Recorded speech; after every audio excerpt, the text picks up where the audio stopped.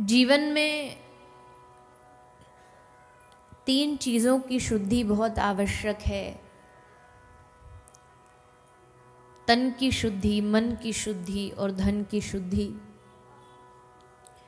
और इन तीनों को शुद्ध करने के लिए शास्त्र ने अलग अलग रास्ते बताए हैं। तन की शुद्धि करने के लिए हम जब किसी तीर्थ में जाके स्नान करते हैं, गंगा आदि पवित्र नदियों में स्नान करते हैं, उससे हमारे तन की शुद्धि होती है। जब हम अपने धन को किसी भगवत सेवा कार्य में लगाते हैं तो उससे धन की शुद्धि होती है। लेकिन मन की शुद्धि, ये मन जब भगवान का चिंतन करता है, ये मन जब भगवान की लीलाओं का चिंतन करता है, तब ये मन शुद्ध होता है। किसी ने कहा कि मन बिगड़ा था संसार का सुमिरन करके, तो मन अब सुधरेगा भी तो भगवान का सुमिरन करके ही सुधरेगा। जब तक ये मन भगवान के भजन में नहीं लगता, जब तक ये मन भगवत भक्ति की ओर नहीं जाता, तब तक इस मन की शुद्धि होना असंभव कार्य है। और जब इसी मन में देवी भक्ति निवास करती हैं, कल भी भक्ति की हमने चर्चा करी, जीवन में भक्ति आते ही जीवन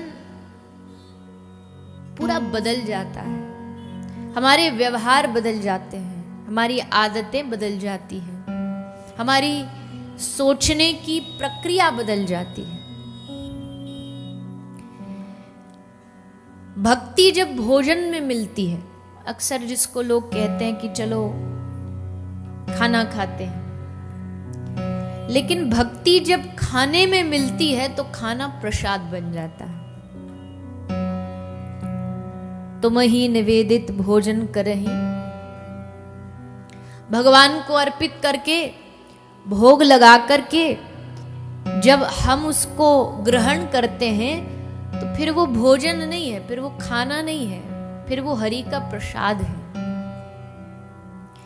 इसलिए भक्ति जब भोजन में आती है तो भोजन प्रसाद बन जाता है। भक्ति जब भूख में आती है तो भूख व्रत बन जाता है। वैसे भूखा रहना, कोई कहेगा ये आजकल होता भी है, एक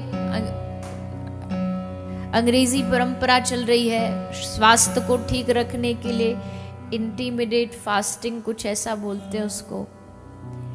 भूखे रहते हैं लोग और उस भूखे रहने से कुछ नहीं मिलेगा, पर अगर उसी भूख में भक्ति मिल जाए तो भूख व्रत बन जाए। भक्ति जब पानी में मिल जाती है तो वो पानी चरणामृत बन जाता है। जब वही भक्ति किसी सफर में मिल जाती है तो वो तीर्थ यात्रा बन जाता है।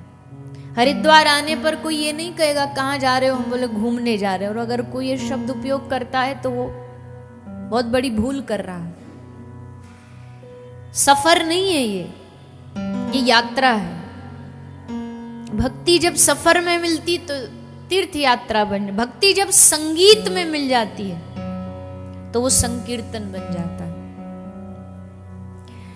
वही भक्ति जब घर में आ जाती है तो घर मंदिर बन जाता है। मतलब भक्ति जब किसी क्रिया में मिल जाती है तो वो क्रिया बदल करके सेवा बन जाती है। इसलिए जिसने हर क्रिया में भक्ति को मिलाया उसकी क्रिया ही भजन बन गया। जैसे कल बात चली थी कि जो भी कार्य हम कर रहे हैं हम ये जागृति से करें कि ये हमारे प्रभु के लिए है, तब जाकर के भक्ति का वास्तविक स्वरूप हम समझ पाएंगे। और भक्ति हृदय का विषय है, भक्ति बुद्धि का विषय नहीं। बुद्धि से समझने वाले भक्ति को नहीं समझ पाते। बुद्धि लगाने वाले उनको विग्रह में भी पत्थर नजर आएगा, क्योंकि वहां बुद्धि है, वहां मन नहीं है, वहां हृदय नहीं है।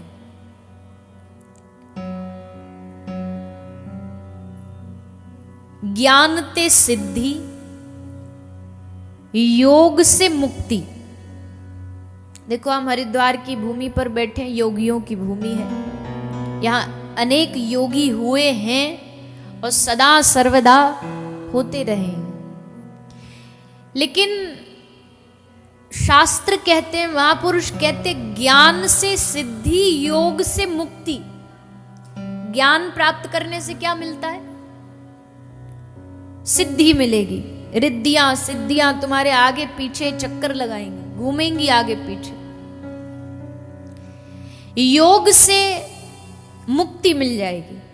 बहुत बड़ा कोई योगी होगा, उसका अंतिम से अंतिम लक्ष्य क्या है? मुक्ति मिल जाना, मोक्ष पद की प्राप्ति। अब ज्ञान से सिद्धि मिल रही, योग से मुक्ति मिल रही, तो वे भगवान किससे मिलते? ज्ञान से सिद्धि, योग से मुक्ति और भक्ति से भगवान। ये पंक्ति में स्पष्ट कह दिया है। भगवान को पाने का दुनिया में कोई शॉर्टकट नहीं। अगर कोई भगवान की प्राप्ति के लिए आपको कोई शॉर्टकट्स बता रहा है, कोई इधर उधर के रास्ता बता रहा है, तो कह रहे नहीं नहीं नहीं, भगवान को पाने का एक ही रास्ता है, वो है भक्ति। भक्ति से भगवान। भगति तात अनुपम सुख मूला। अनुपम सुख अगर कहीं है तो वो भक्ति की शरण में है, भक्ति के सानिध्य में। और जब भक्ति पानी में मिलती है, चरणामृत बन जाता है। जब भक्ति भूख में मिलती है तो व्रत बन जाता है। और भक्ति जब जीवन में मिलती है, भक्ति जब इस शरीर में मिलती है, जब भक्ति में जाके मिल जाती है, तो फिर वो भक्त जो होता है, वो मानव जो होता है, वो भगवत दास बन जाता है।